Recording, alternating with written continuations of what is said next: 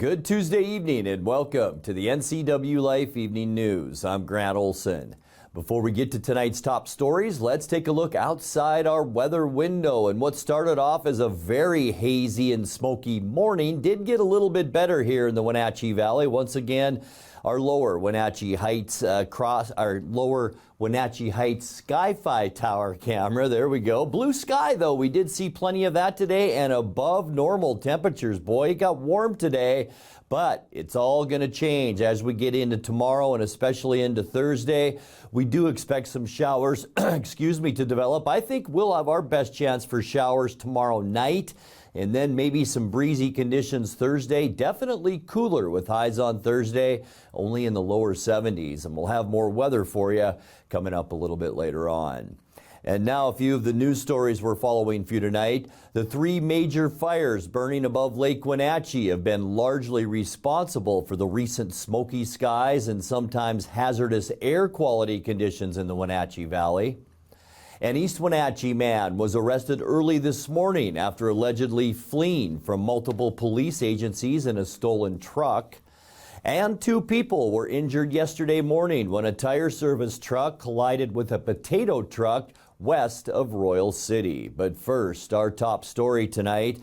U.S. Highway 2 was closed again overnight as the Bolt Creek fire once again burned close to the roadway. The Washington State Department of Transportation said there's no estimate on when the highway will reopen. The fire has burned more than 11,000 acres since first being reported on September 9th north of Skycomish. The Stevens Pass Cross Mountain route was then shut off until last Saturday's reopening. Currently, the highway is closed from Old Cascade Highway to just west of Skycomish, a 4-mile stretch, because of fire activity and falling trees. Well, the three major fires burning above Lake Wenatchee have been largely responsible for the recent smoky skies and sometimes hazardous air quality conditions in the Wenatchee Valley. And fire managers say much of the same can be expected for the next week. The U.S. Forest Service said there could be some clearing on Wednesday through Friday as a cold front moves in, but the smoke is expected to kick back up for the weekend and into next week. Monday saw hazardous air quality in Cashmere and Wenatchee, with some late afternoon improvement into today.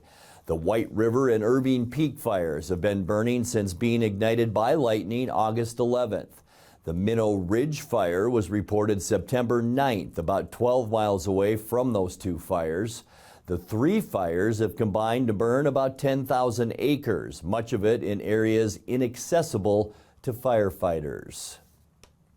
An East Wenatchee man was arrested early this morning after allegedly fleeing from multiple police agencies in a stolen truck, which wound up at the bottom of a ravine near Cashmere. 35-year-old Eric Owen Connor faces possible felony charges. Washington State troopers and Wenatchee police allegedly spotted Connor driving a stolen Chevy Silverado about 12:30 a.m. near Horse Lake Road and say he fled from multiple attempts to make a traffic stop, eventually speeding northwest on Highway 2 at up to 100 miles per hour. The truck turned up Warner Canyon outside Cashmere, and Connor and his passenger allegedly abandoned it when it became stuck at the bottom of a ravine 2.5 miles from the highway. Chelan County Sheriff's deputies and police from 3 other agencies used a drone to follow the suspect's movements and intercept them.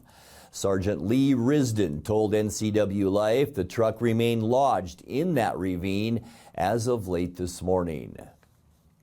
2 people were injured yesterday morning when a tire service truck collided with a potato truck west of Royal City. The Grant County Sheriff's Office said the driver of the tire service truck was traveling west on Road 12 Southwest when he failed to stop at the intersection with Dodson Road and collided with the northbound potato truck.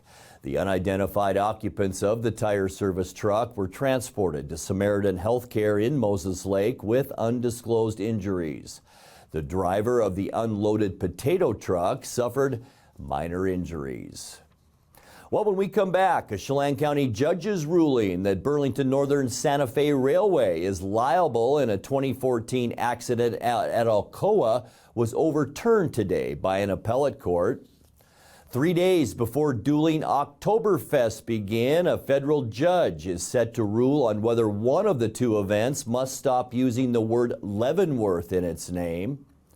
Washington may soon lift the mask requirement to enter medical and correctional facilities. And Clovis Point Elementary School in East Wenatchee held a grand opening last week for its new inclusive playground.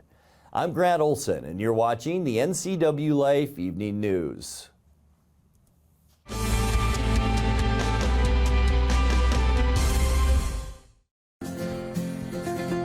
At Local Myth Pizza, we believe in real food, freshly prepared with only premium ingredients. Our cheeses are imported from Italy. Our sauces, dressings, and even our sausages are made in-house fresh daily. Featuring Northwest craft beers and 30 Chelan Valley wines and ciders. Family fun and amazing food. Eat local, drink local, and be local at Local Myth Pizza. Come see why Sunset Magazine says you can't beat Local Myth Pizza. As the sun sets on another hot summer, let the experts at Blue Lagoon Pool and Spa winterize and close your pool. Closing your swimming pool is the most important service to get right. Letting the professionals from Blue Lagoon Pool and Spa close your pool will ensure that you won't cost yourself thousands of dollars in damage next year. Want to save a little money? Consider dropping the water level yourself and save.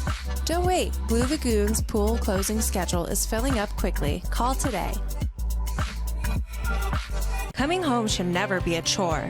Let Merry Maids of Wenatchee customize all your cleaning needs. Weekly, bi-weekly, special occasion. Do you have a vacation home that needs cleaning? We clean them too. Locally owned and operated, let Merry Maids do the cleaning while you focus on your family and friends. Merry Maids has special offers to fit your budget.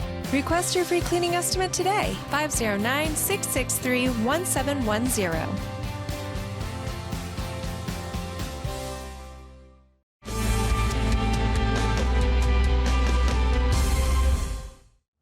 Welcome back. In another news, the Chelan County judge's ruling that Burlington Northern Santa Fe Railway is liable in a 2014 accident at Alcoa. It was overturned today by an appellate court. Judge Travis Brandt ruled 2 years ago that BNSF should pay part of a settlement for a rail line collision that severely injured a worker at the former smelting plant. The crash between freight cars occurred in the Alcoa yard, where the aluminum company had left 3 cars in the wrong position. The two companies reached a settlement with the injured employee. Brandt ruled Burlington Northern Santa Fe should have to pay an equal share of the settlement, but the State Court of Appeals ruled today that BNSF and Alcoa held a contract governing how to manage the tracks, which indemnifies the rail company from those legal claims.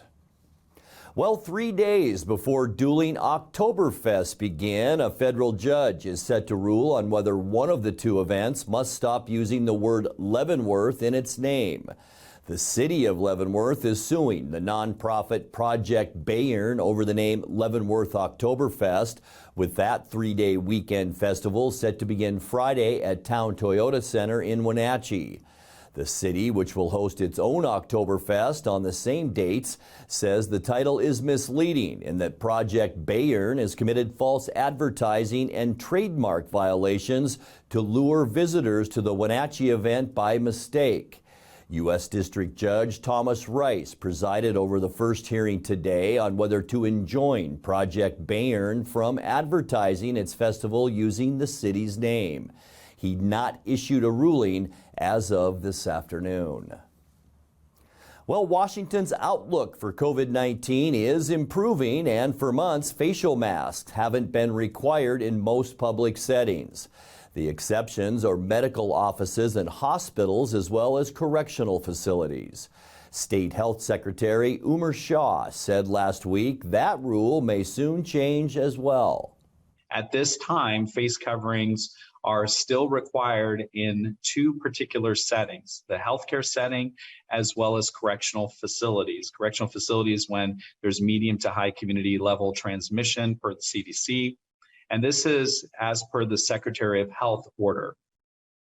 We're in the process of having our team review the Secretary's order for face coverings with an eye toward when such requirements may be able to be pulled back.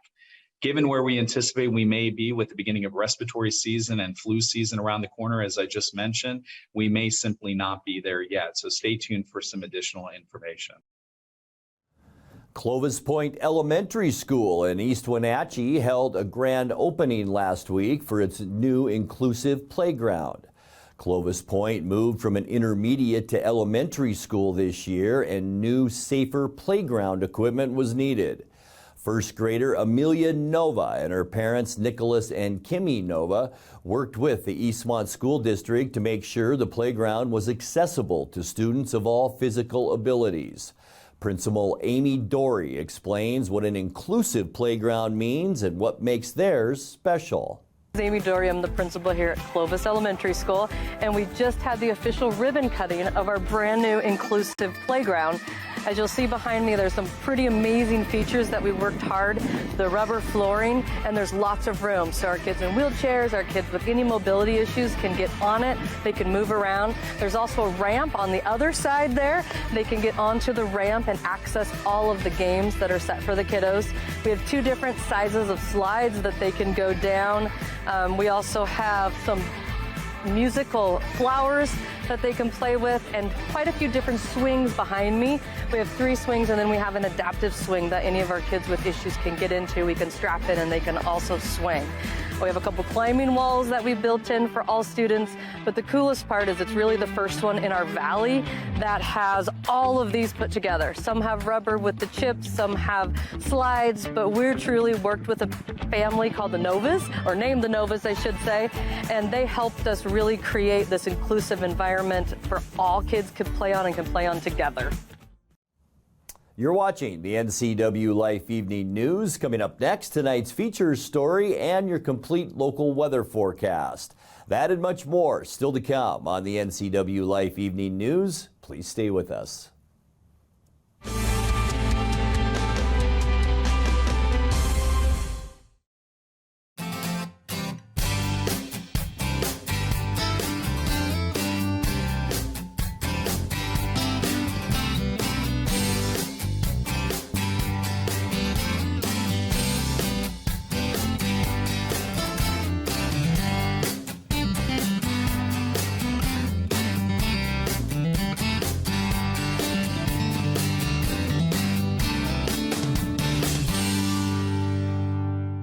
Did you know people 65 or older make up 12% of the U.S. population but consume 34% of all prescription drugs? Protect yourself and your aged loved ones from prescription errors. Always read labels carefully to avoid mistakes. Ask your pharmacist if over-the-counter medicines conflict with your prescriptions, and never skip doses or take more than is prescribed. This message sponsored by Aging and Adult Care of Central Washington. Call 1-800-572-4459 for prescription assistance.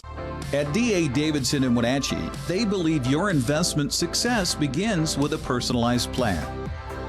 A plan that is the roadmap you need to navigate your way to living your best years in retirement. D.A. Davidson can help you create a plan so you can take the time to enjoy the finer things in life. Let the financial advisors at D.A. Davidson help chart your retirement future today.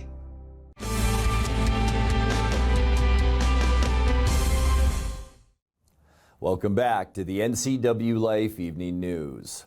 The Upper Chelan River could open to catch and release bass and trout fishing later this year if the State Fish and Wildlife Commission agrees. That reach of the river just below the Lake Chelan Dam has been closed to anglers for the last 7 years.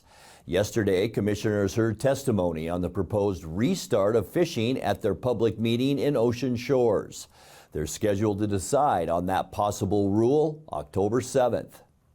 In 2015, in collaboration with Chelan PUD, local tribes, and other natural resource agencies, we closed the Chelan River to facilitate a multi-year survey to evaluate restoration efforts of resident fish. that evaluation completed in 2018, and the results of those surveys indicate that the most abundant fish observed were smallmouth bass, cutthroat trout, rainbow trout, and northern pike minnow. But other species detected included non-native tench and bluegill, dace, suckers, peamouth chub, and whitefish.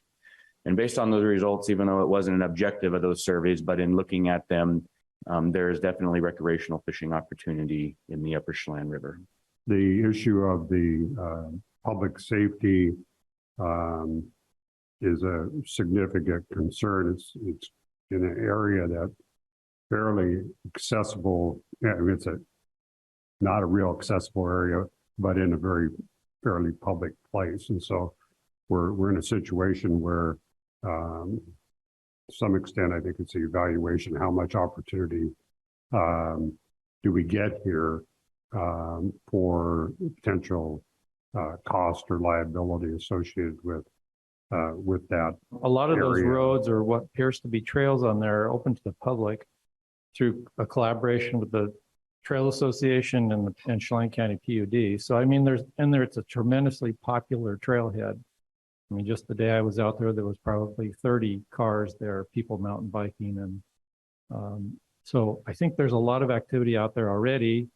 They've dealt with probably the trespass issues in terms of public access to this area. And fishing might be a really welcome opportunity in addition to the recreational opportunities out there. We will take into heavy consideration what Chelan PUD has to say. Obviously, they are the landowners, they are the access controlling entity. And so what the contents of this letter will say will probably weigh very heavy in what a staff recommendation is. So the fact that they control the access certainly isn't lost on the region. So please be assured of that.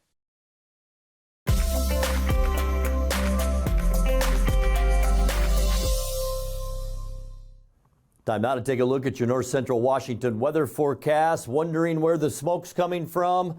This, folks, is our Lake Wenatchee camera. That's right, you can just barely see the outlines of the Cascades. The lake is down there somewhere.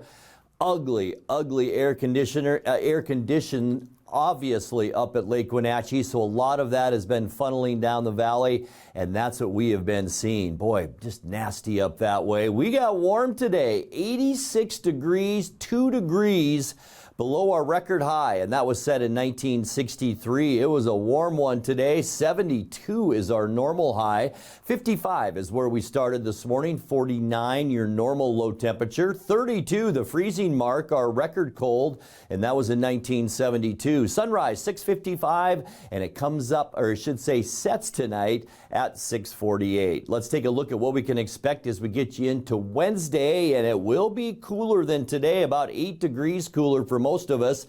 79 for Moses Lake, Ephrata, and Quincy. 78 in the Wenatchee area tomorrow. A little bit cooler in the higher elevation. 78 for Entiat, and 79 the high temperature tomorrow at Lake Chelan. I think we'll see a little less smoke, but it won't be until later on. Let's go to Hurricane Ian. Right now, a Category 3 hurricane. Those winds are now at 120 miles an hour, and it's expected to make its way up into the Tampa area, where we could see a storm surge of between 8 and 12 feet by the time that hits sometime tomorrow on the west coast of Florida. So we'll keep our eye on that. A lot quieter here in the Pacific Northwest. We are going to continue to see widespread haze tonight. Low temperatures right around that 60-degree mark. You can see the haze around the state. A few more clouds for Wednesday, mostly cloudy. Here's an area of low pressure, and along with another area of low pressure, we're going to see some rainy conditions, especially late in the afternoon, early evening, 30% chance for showers. And then on Thursday, as that low pressure moves away from us, partly cloudy skies and some cooler air will funnel into Washington State. We'll see highs in the low 70s on Thursday. And then as we get to Friday, just beautiful weather. High pressure anchors itself off the coast of British Columbia, and we're going to see sunny skies. It will slowly warm up, mid 70s for Friday for high temperatures.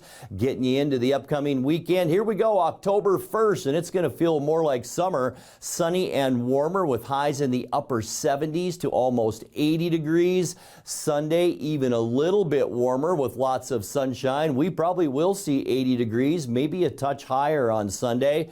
And then kicking off our next work week on Monday, another area of low pressure squeezing that high pressure east, but that'll make for another warm day for us on Monday with sunshine and high temperatures again between about 75 and 85 degrees. Let's take a look now at that 7-day forecast. 55 overnight tonight, mostly cloudy, a 30% chance for late day showers tomorrow, and 81. Much cooler and mostly sunny on Thursday, and then lots of sunshine Friday right through Monday with high temperatures in the upper 70s to lower 80s. And that's a look at your local weather forecast. Coming up next, tonight's sports report with Eric Granstrom and more as the NCWLIFE Evening News continues right after this.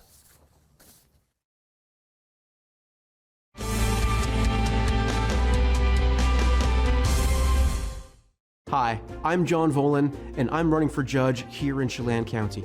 For me, being a judge is a valuable way to serve my community. I believe that judges can make real and positive differences for the people who appear before them, as well as for the communities in which they serve.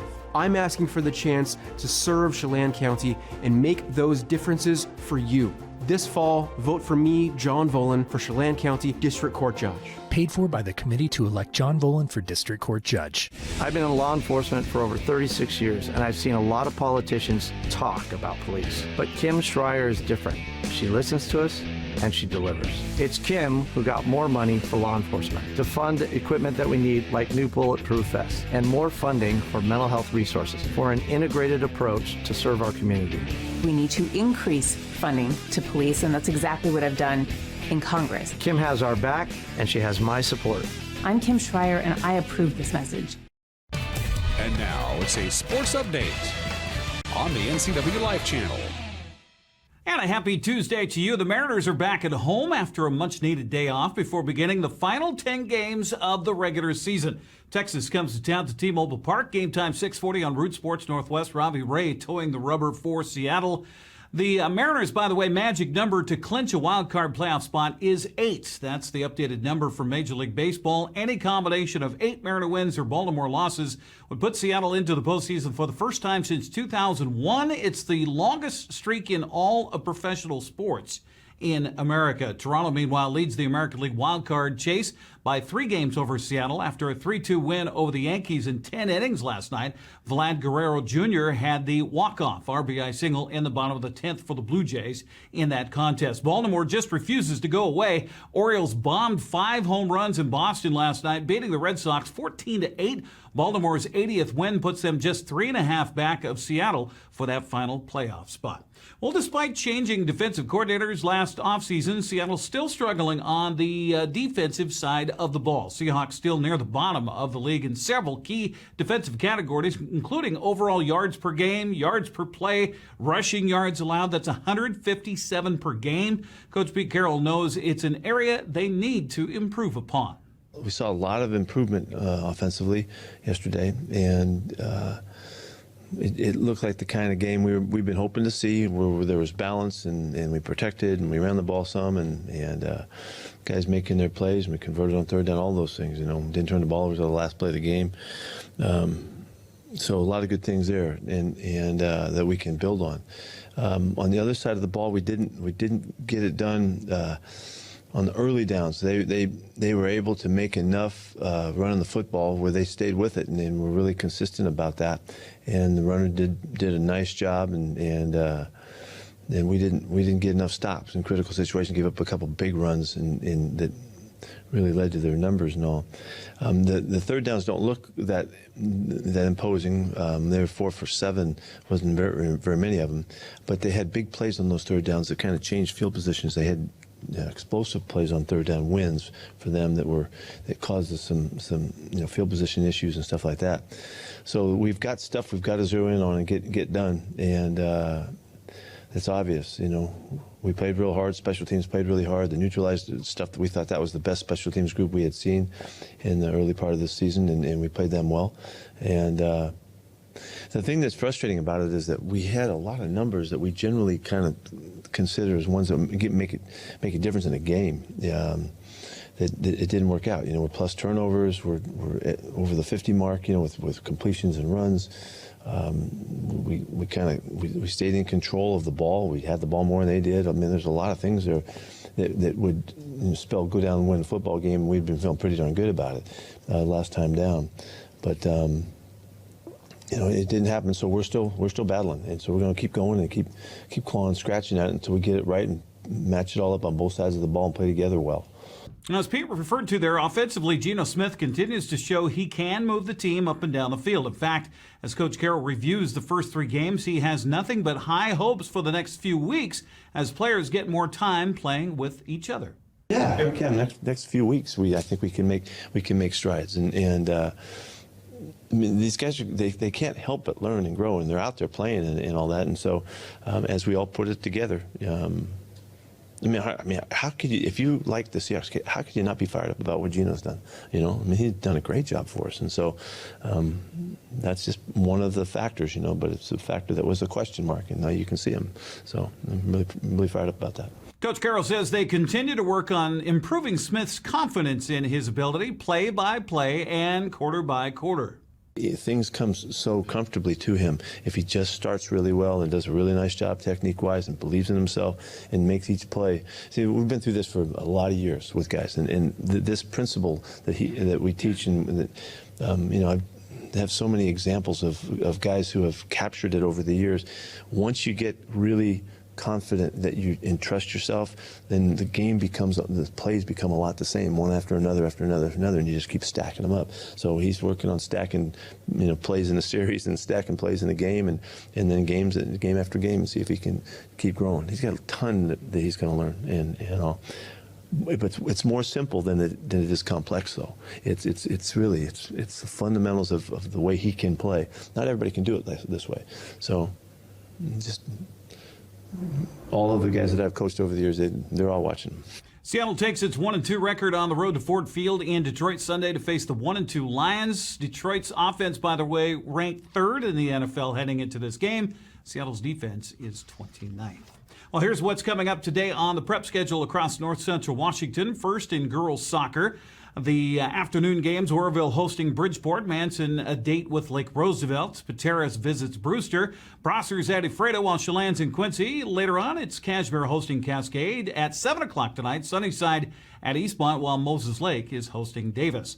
The small school volleyball schedule is underway with Pateras hosting Easton, Thorpe's visiting Entiat at 6:30 matches have Okanagan and Manson, Brewster's in Lake Roosevelt, Oroville's at Tenasket, Cascade visits Cashmere, and Quincy plays host to Chelan. Meanwhile, for the larger schools, East Valley's at Ephrata in Seawack play at 6:30. Big Nine volleyball finds Eastmont at Sunnyside at 7, while Moses Lake is traveling to Davis.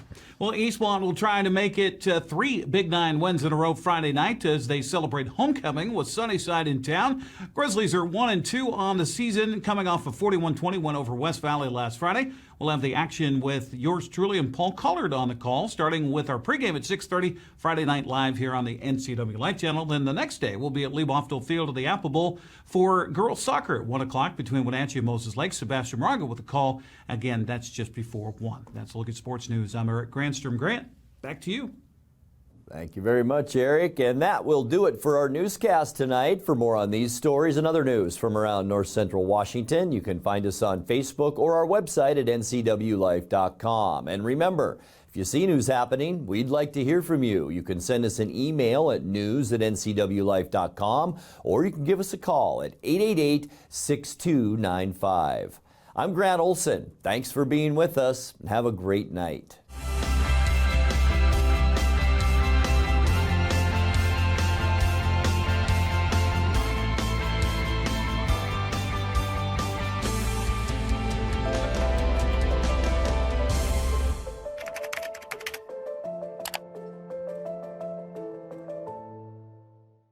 News, weather, and sports. It's all here weekdays at 5, 6, and 10 on your local news source, the NCWLIFE channel.